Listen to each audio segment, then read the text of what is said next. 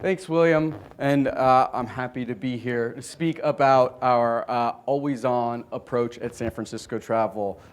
This is an approach that you guys can take back to your organization after this presentation and start implementing it yourself.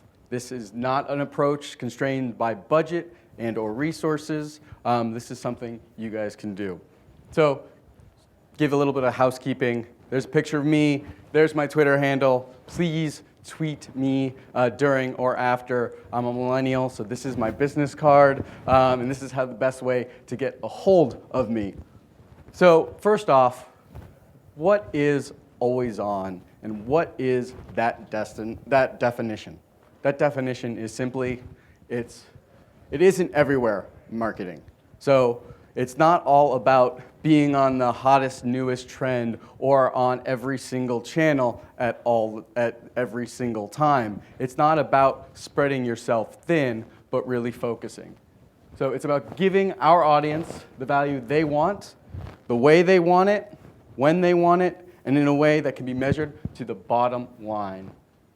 Pure and simple, it's about focus, identification, creation, optimization, iteration, and evolution. This process that I'm about to show you is constantly evolving. There are things in this presentation that we incorporated just last month, so it's continually changing. First, I want to talk about background and go back to 2013 when we were what we were doing in San Francisco. In 2013, we were all in different silos. So, as beautiful as this one is in San Francisco, we had consumer marketing in one silo, we had social in another, we also had PR, email marketing, B2B. We were never on the same page. We were all creating content for our own channels and basically doing our own things. Consumer-wise, we ran only 2 campaigns a year. These are times where we identified that we ran campaigns for holidays and for spring. That's where we separated out our budget. It was just those 2 times. We had created really robust, I would call robust banners that drove to a landing page with content. These were created by our agency at the time and recommended. I would like to say that we created all of this beautiful content as well. In reality, all our money went towards that banner ad. Our media agency then took it and recommended ad networks to tell us where this should go and where it should lead people to. Well, we were pretty divorced from the actual process. We were just a department of yes. So we really didn't see any value looking back on this. So what did we do for the rest of the year? Well, we had a blogger program, and we had our content creators. We had Brooke S. Stewart, Carl the Fog, which William mentioned in his last presentation, and we had Marcia Gagliardi. These are all experts that we tapped into in 2013. However, the content that they were creating was of their own direction, and we were actually, again, still divorced from the process. We hired them, and they wrote whatever they wanted, and we published it. Meaning, what did they publish? Again, sorry for the images. I used Wayback Machine, and so the images didn't show up. However, you can see all of the wonderful content our blogger program created. It was about single businesses in San Francisco, and it was more timely content. And these single businesses were in these articles, so a user would have to go in, read, and then hit the back button and read another one and read about single businesses. My favorite one on this slide is right here. E&O Trading Company is closing. We're San Francisco, and we're promoting a business that is about to close. What the F were we thinking? This is mind-boggling, and to be honest, this onus needs to be on us, our team, because honestly, it got published to the site, and probably didn't do very well. God, I can't believe we did that. Internally, what content did we create? we weren't much better. All these articles right here are specifically about events or in a timely nature. And so we are already resource thin. So imagine myself and one other person typing away on Monday about an event that's happening on Friday or through the weekend. Oh, and we creating it, and so by Wednesday it gets to review, and then once it gets through review, then it gets published on Thursday for a Friday event, and then it's over. And then we've only had a chance to promote it organically. Well, we've all lost steam, and on Monday, we have to go through the same cycle. So you can see San Francisco Spring Fling top discoveries in 2011. This was my first attempt at an evergreen piece of content, and it was about evergreen locations in the city, like Twin Peaks. Apparently, people are only going to discover it in 2011. But the best performing article on this page: 7 best things to do in San Francisco.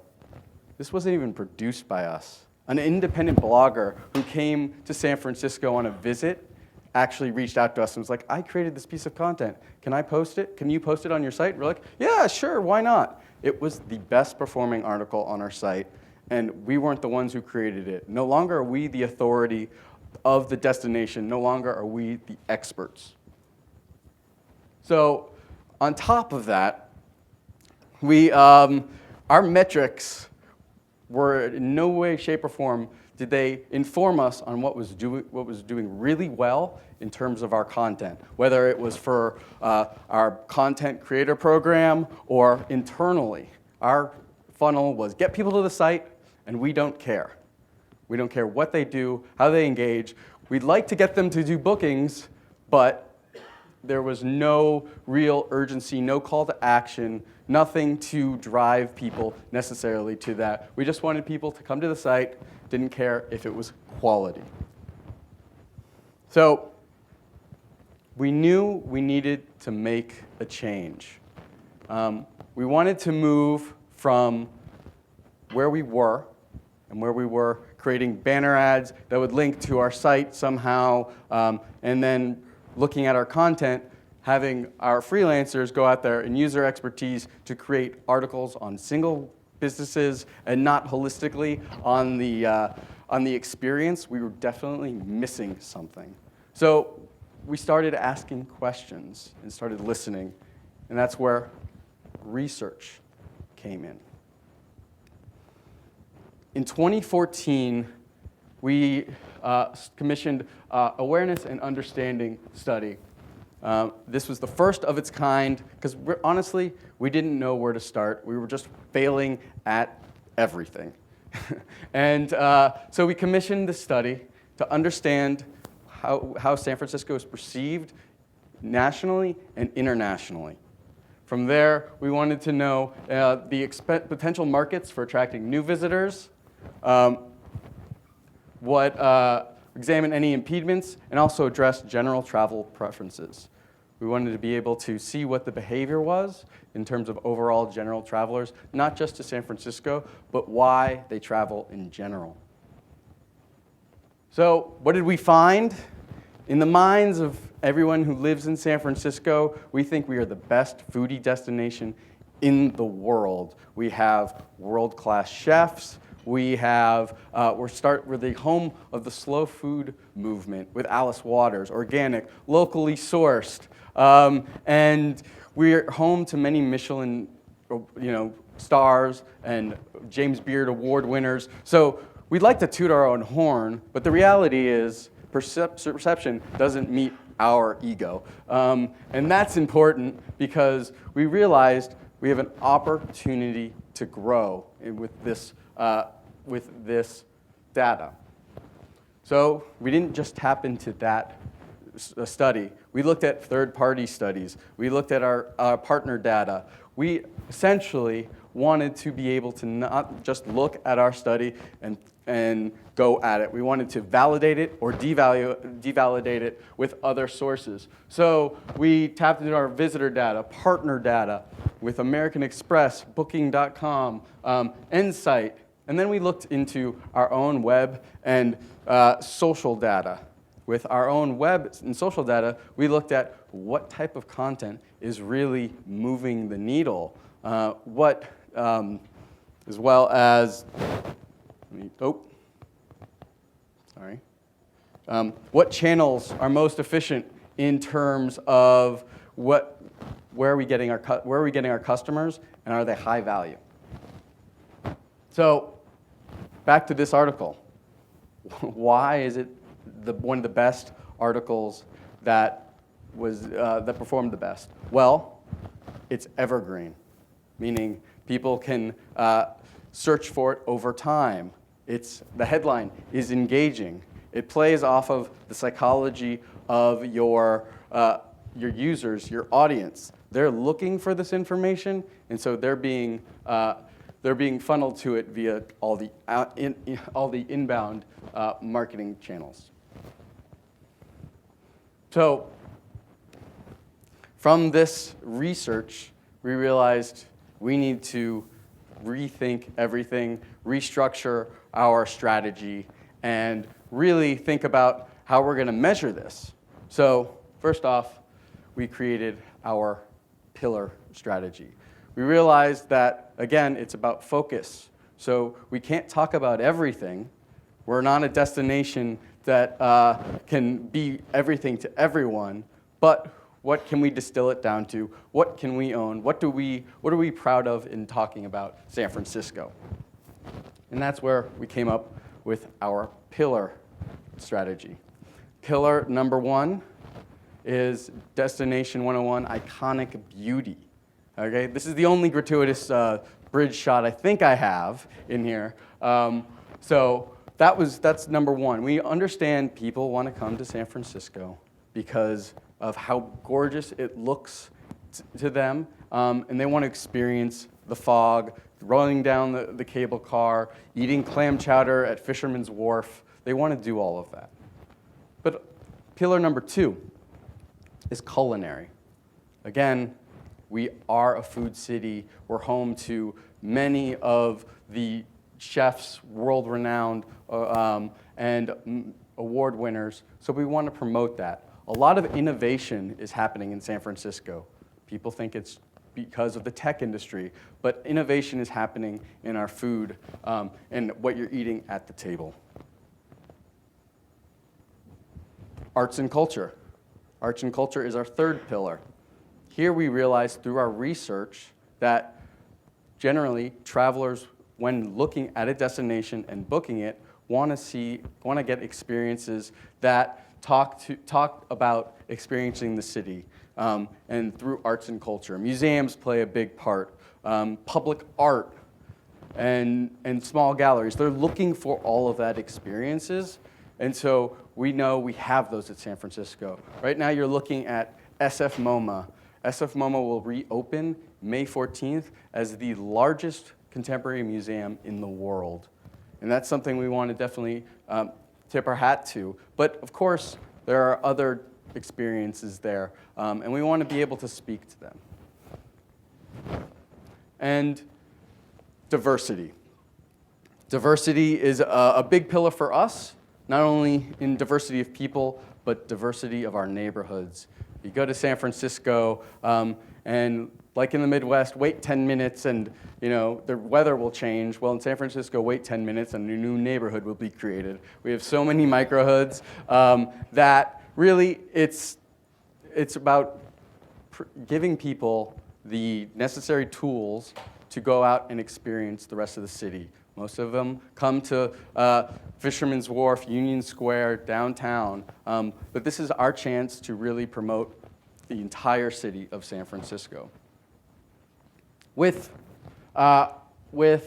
the pillar strategy, we now know what we need to talk about, but it's really, what else do we need to do? Well, we got rid of our seasonal campaigns. Goodbye spring, goodbye holiday. We're no longer just putting out 2 periods of time where we're running campaigns digitally, but we're actually basing it a year-round workflow on these 4 pillars.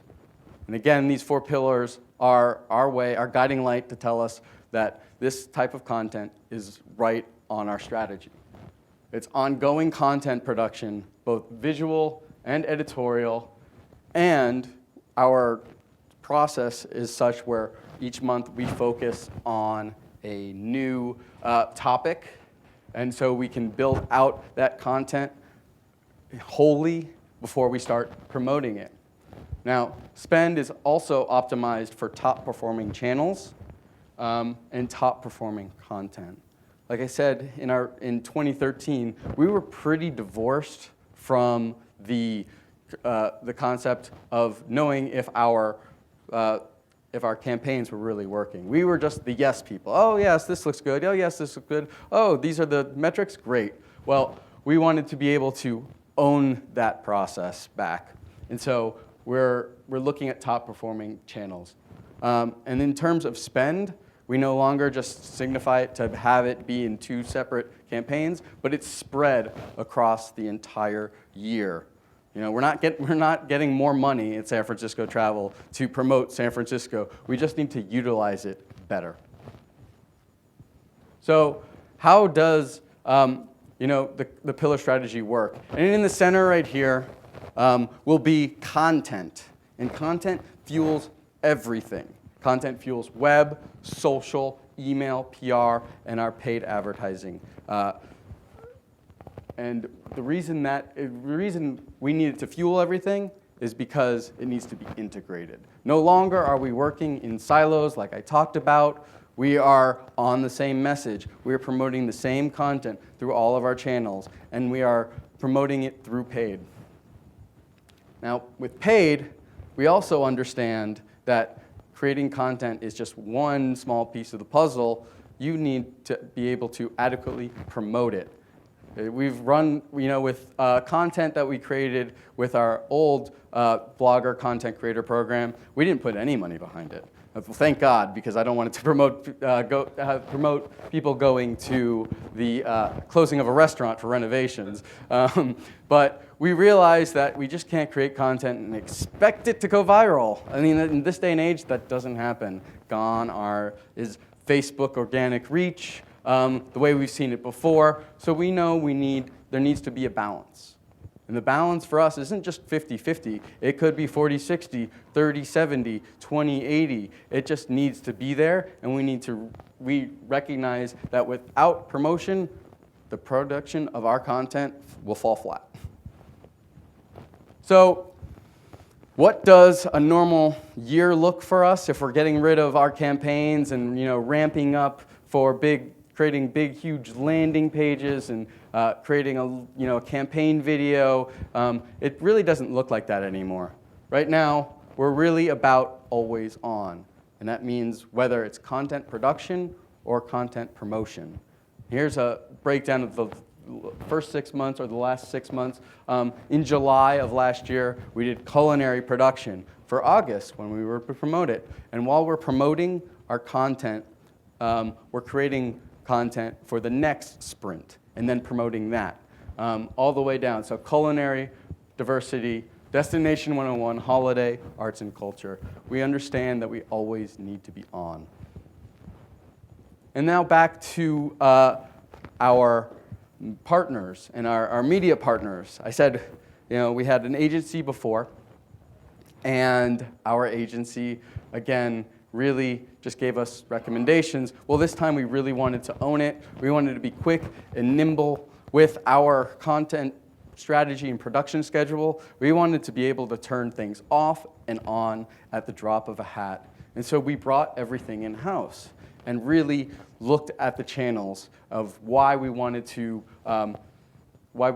push out our content on here. So all of these channels, Facebook, Instagram, Google AdWords, and even Taboola, a content discovery network, will drive people directly to the content we create rather than the landing pages that we did in previous campaigns. They're extremely flexible. We can put money on and then turn it off or optimize to the best performing piece of content. And this is really important because it's all self-owned. We're all doing this in-house right now, and we're seeing much better results than what our agency was doing. So now overhauling metrics, because that's also part of the process. You know, we can't just go through the strategy and then pick our media partners without really knowing if they're performing well. Well, we had to really rethink our metrics. And so we didn't want to just do vanity metrics, which we had in the previous, which was just straight website visits. You're there, we're done. Our job is great. Give us more money. That's not how it worked, because honestly, we didn't make a mark. We didn't influence our visitors to really come here. We put the onus on them. So instead of including more metrics, we looked at what was really driving not just revenue, but goal completion. What tasks did we want our visitors, when they visit our site, to come and complete when they're looking for information? So we simplified it, put it into 2 web objectives. Our web objectives are completing high-value tasks and attracting high-value visitors. So what is a high-value task? It really is a gamut of things. We understand that with a lot of ROI-driven companies, that they're like, we just need to get booking, we need to do this. Well, this is all part of the customer journey and part of engagement that we want a visitor to have with our site. So it goes as low in the funnel as booking. We have a booking engine. We want people to book on our site. We want people to sign up for our email, book an attraction, share content, download content, view a video, click through OpenTable, and complete a survey. Essentially, we are getting information from them, whether they give it to us or behaviorally, what can we deduce that they really, really like. Without these tasks, we didn't know what they were doing because we weren't looking. High-value website visitors. So it's not just about getting people to our site anymore. It's about making sure that they're high value, that they complete a high-level task that I just went over. Visit 3 or more pages. They're an email subscriber. They return within 1 month. Average time on site is 3 minutes. And they go to a high-value outbound click. We have partners. We're a partner organization. We want to ensure that we're giving them value and reporting on it. Now, gone over our background, talked about our research and how we got to the pillar strategy. In the pillar strategy, it was really about focusing and honing down the topics that we wanted to talk about rather than talk about everything. And then we overhauled our metrics. And now I want to talk about how the process, how we get stuff done. We have this strategy now. Like, how do we implement it? How do we ensure that what we're creating in August goes up in September, or what we're creating in October is then amplified in November? So it's a long process, but once it's implemented, it has done wonders for us. It's about building a foundation, and once you get that foundation built, it's going to be that much easier. So where do you start? Start with that foundation. You want to understand who you are as a company, not just as a city, as a destination.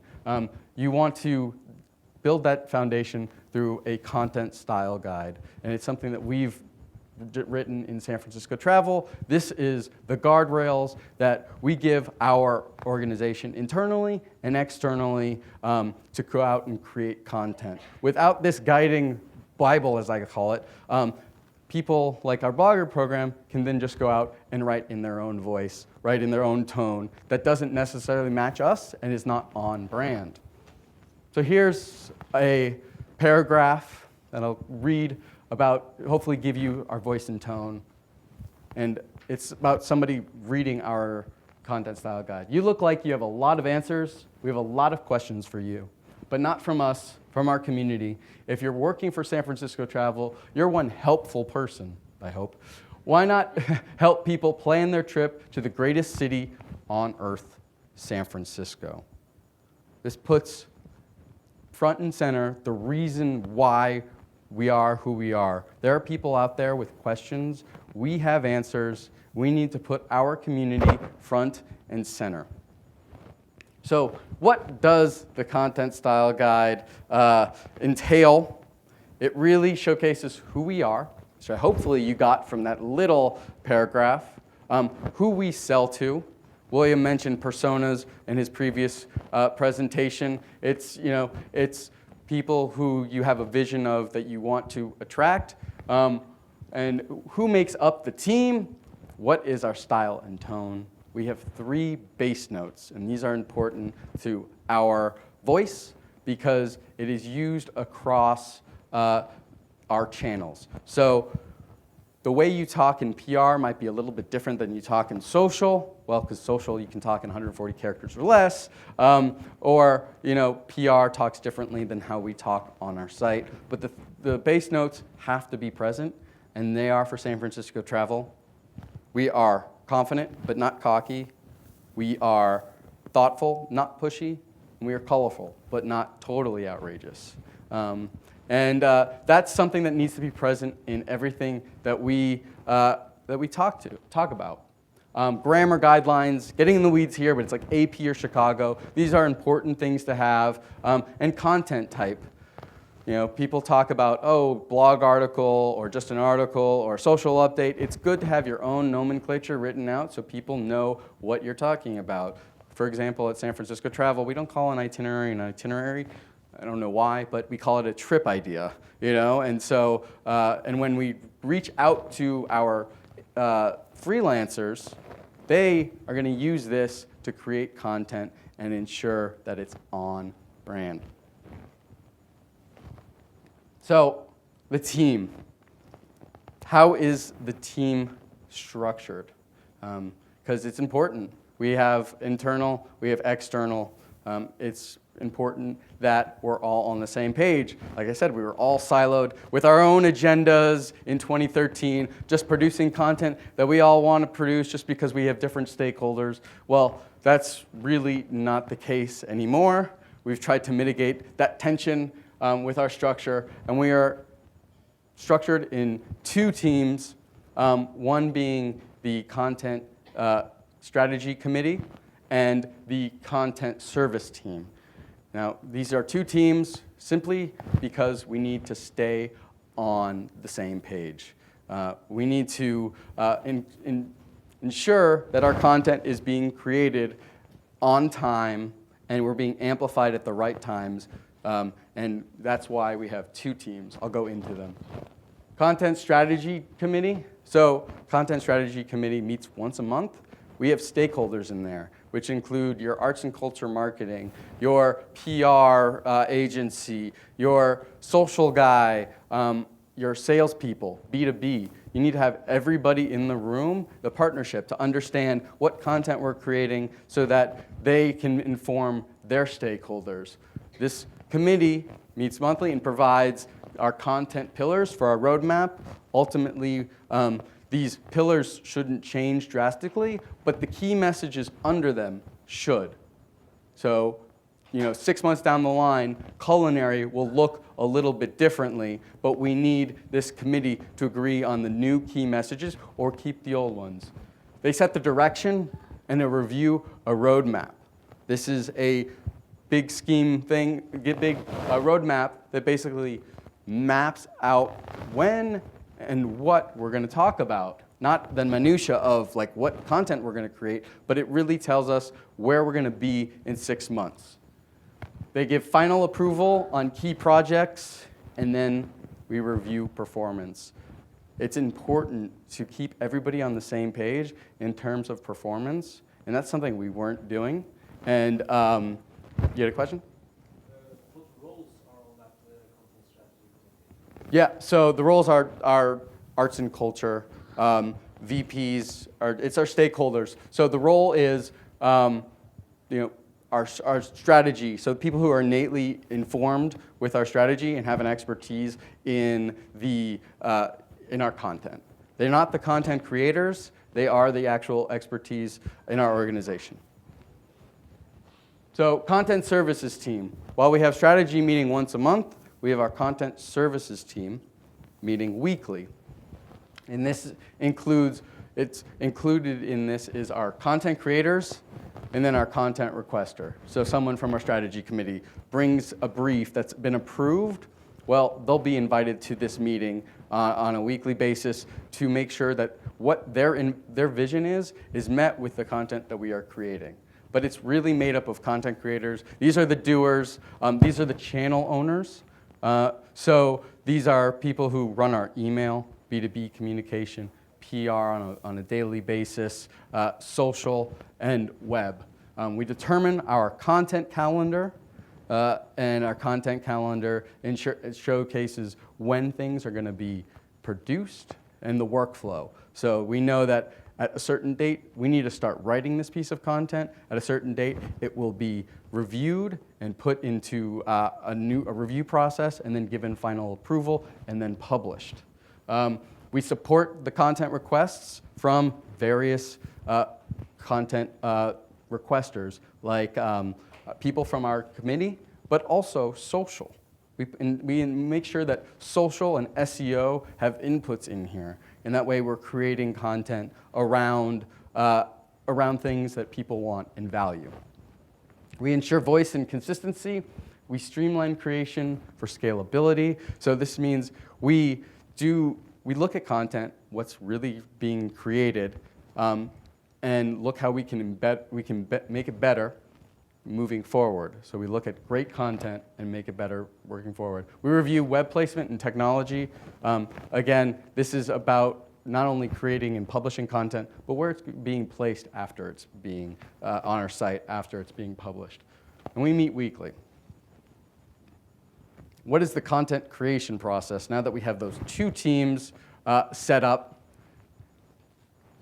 And it looks like this with a little asterisk, meaning on a good day, it needs to look like this. We definitely have some leniency in where we get our inputs, mainly social and SEO, but ultimately, committee identifies our roadmap and where we should go, stay on pillar, all that. Once something is approved, once something is identified, it goes through a creative brief, which I will touch base on briefly. It's then approved. We add it to the plan. SEM is subject matter expert, is assigned, which I'll go into as well. Put into production, it's reviewed, and then it's published. Creative brief. This is the meat and potatoes of what the specific content should be about. So it's, what's your idea? What content pillar does it address? What are the attributes? What's the audience? We definitely want to be specific in this brief because we want to know who we're speaking to. What's the competitive landscape?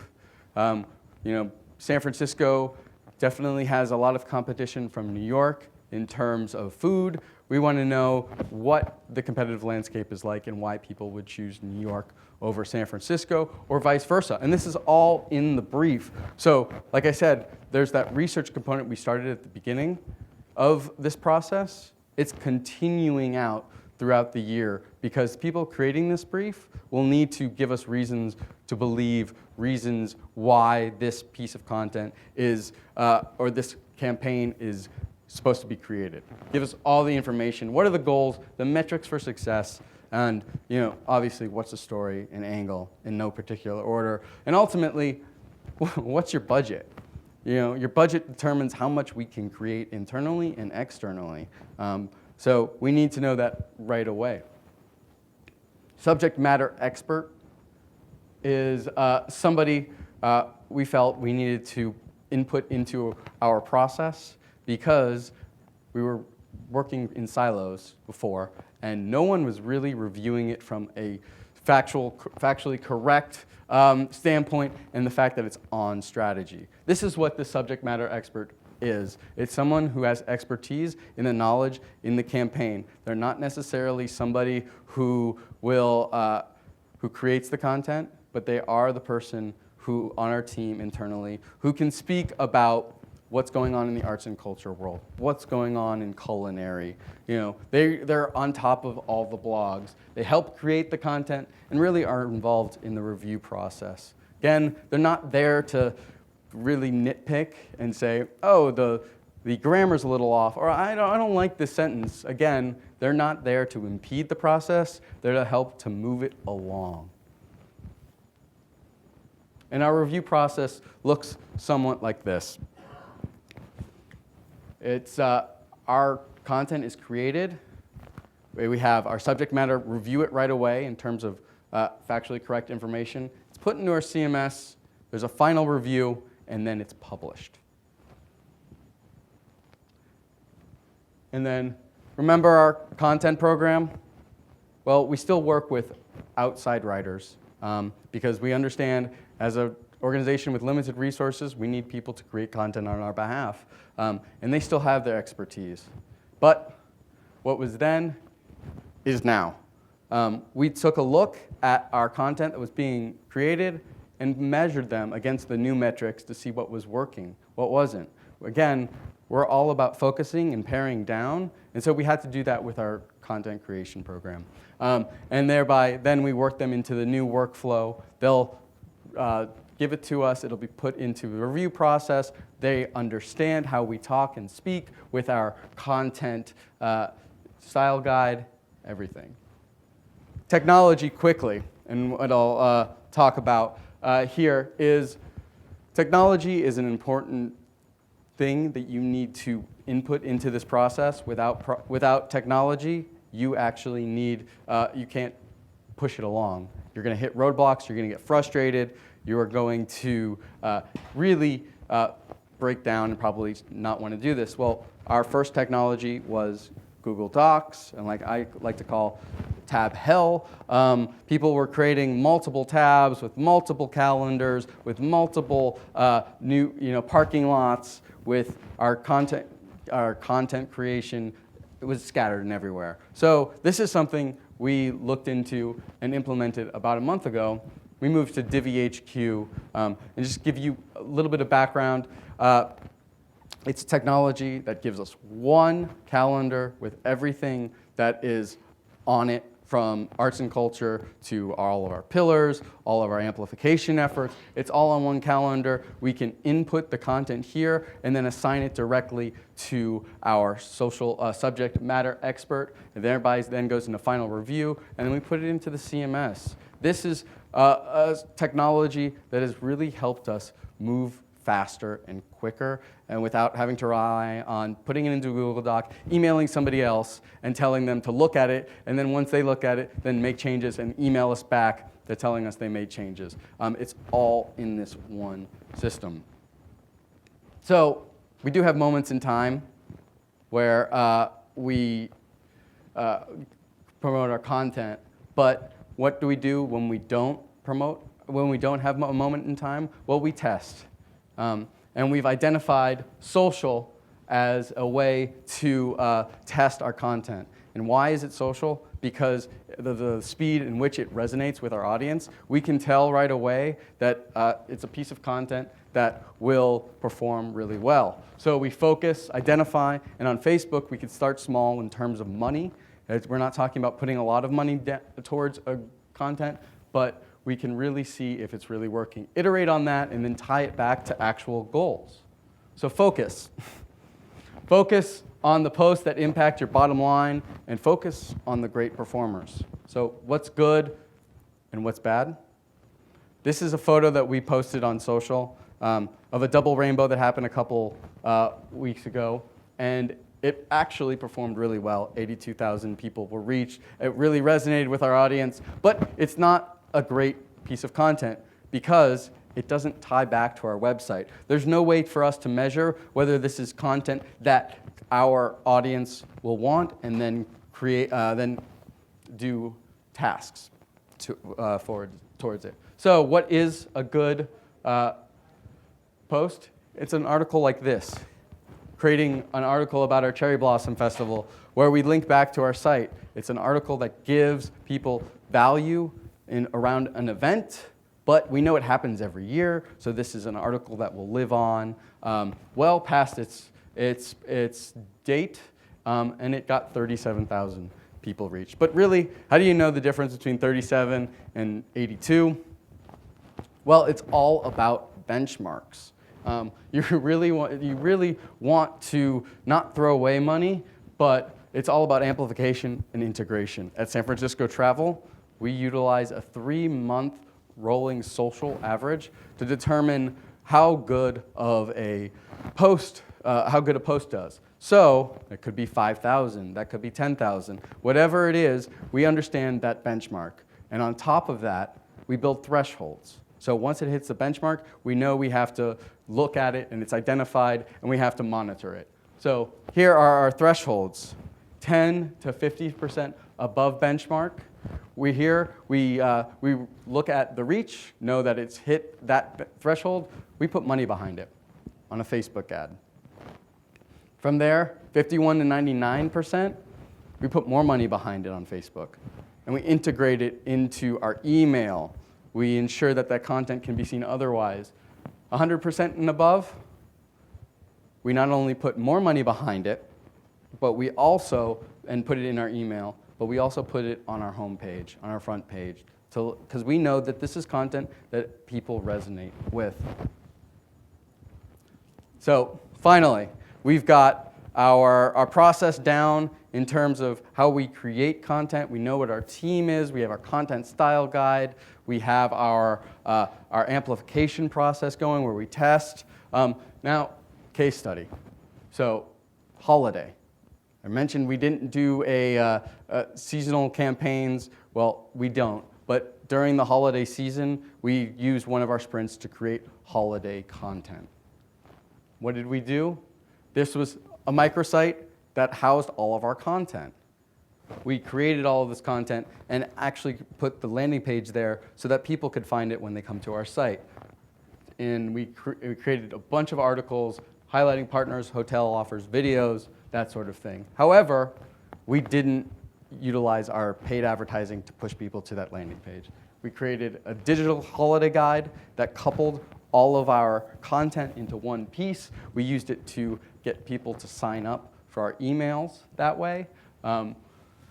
We then created a separate little microsite with other content. Again, this is content that was about light art. Here we utilized light art as a way to connect with people during the holiday season. We don't have snow, but we do have a lot of light, and a lot of light during the holiday season is something people gravitate towards.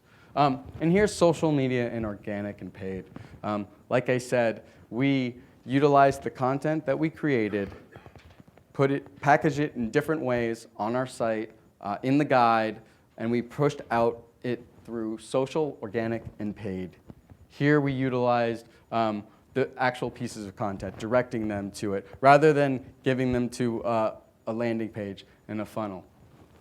Native advertising, we utilized Taboola. Here we can put content on our content on other sites, so CNN, ESPN, other sites like that, pop culture. So we connected with people that way. If they were reading something else, our article would pop up at the bottom. Google AdWords, like I said, we utilized them to push out our content specifically for keywords. We utilized this channel because of the intent that people were using when searching is high. Again, we integrated our email marketing campaign here. We put all our content in all of these newsletters across the entire campaign. And it's really not rocket science. We just weren't doing it before. And then finally, TripAdvisor. We utilized them to promote our content as well. We found through our research that high-value visitors were actually coming from TripAdvisor. And we were all able to do this in-house. Now, what is the overall campaign performance? I want to show you one thing, and that's looking at the investment. Last year, in 2014, we had $260,000 dedicated to just this holiday campaign. Well, since we spread it out over the year, we actually had less to play with during this holiday season. So we reached our website goal and above, 180% above our website goal at 1.2 million sessions. Our email signups, we almost doubled. And look at booking.com down below. We didn't have any direct response for that campaign. And we didn't even think we were going to hit our goal of 500, or our result from 2014 of 730 rooms. We actually decreased it to 511, but we got our room nights up, and we did no direct response. We just gave people value, what they wanted, and we saw them reward us with wanting to come to San Francisco. So year-to-date results, after all of these sprints, where are we now? Website traffic, up 70% year over year. It's the most traffic we've ever had. And we have 3 months left in our fiscal year. Social shares on a monthly basis are up 142%. Our emails collected are up 50% year over year. And what about booking? We haven't been doing any direct response to go into our booking engine. It's up 41%. We're really, the final takeaways are we're providing value to our audience. We are targeting them specifically so that they can see the content that will resonate with them. And so we focus where it matters, identify who we are as an organization. We've created a process that empowers people. And we integrate across channels, optimize on the best performing channels, tie it back to goals, and evolve over time. And we want to embrace change. Again, this is a process that will continue to evolve, and we'll be creating more and more content, different content than what you see on our website. But it really isn't about necessarily just tying back to our goals. It's about our audience and providing value and seeing stories like this about coming to San Francisco and having the best time of their life, or seeing our content and people thanking us for it. This is important because, again, we're not doing this for our benefit. We're doing it for our audience's benefit. Thank you.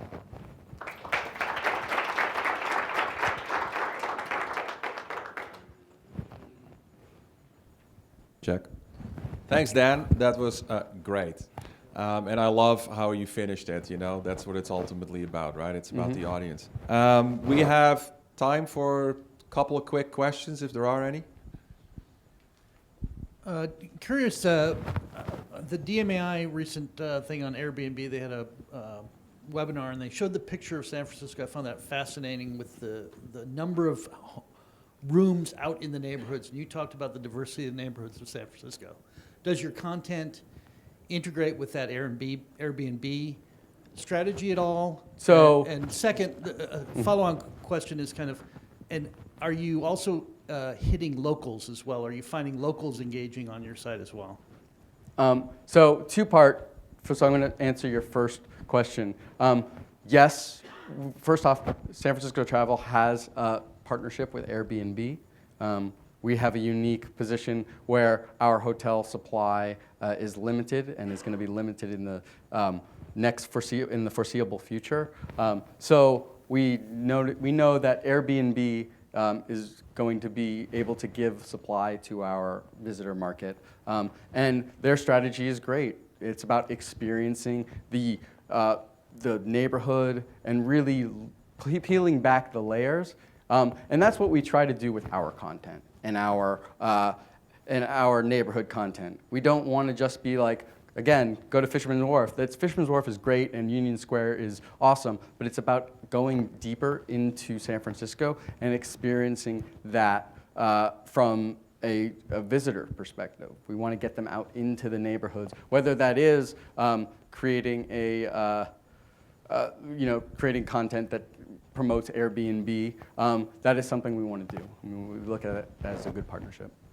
And your second question? Was about, do you know if are you also reaching locals Yeah, yes. through this new approach? Yes, yeah. We are definitely reaching locals. I can probably say it's up from 30-35% local penetration. Which is great. Which means that locals are using us as an authority. They are then sharing the content. They're in the know. We think local advocacy is important.